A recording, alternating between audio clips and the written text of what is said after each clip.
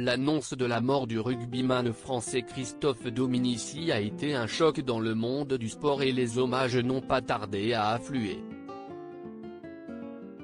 L'équipe, qui en a fait sa couverture le 25 novembre, va également lui rendre hommage sur sa chaîne de télévision.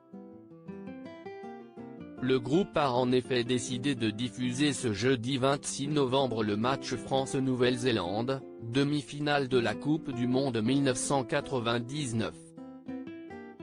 Après 4 victoires en autant de matchs, les Français défiaient une équipe de Nouvelle-Zélande sûre de sa force et surtout emmenée par Jonah Lomu, alors meilleur joueur du monde.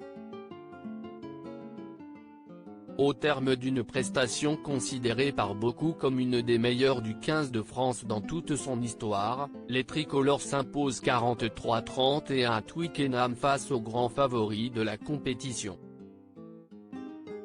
Auteur d'un essai en solitaire et à l'origine d'un autre après une course où il passe la défense néo-zélandaise en revue, Christophe Dominici fait partie des grands artisans de ce succès de prestige.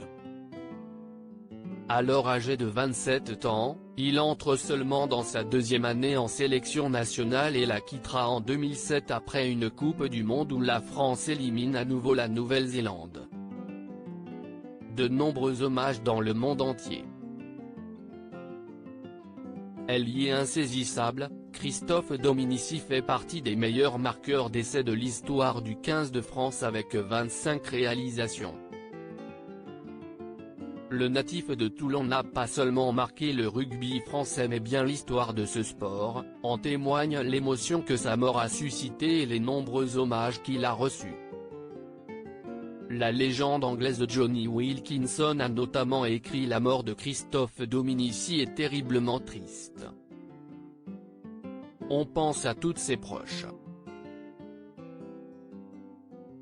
Le monde du sport a perdu une véritable légende tandis que le compte officiel des All Blacks a indiqué que s'il était petit par la taille, c'était un titan sur le terrain.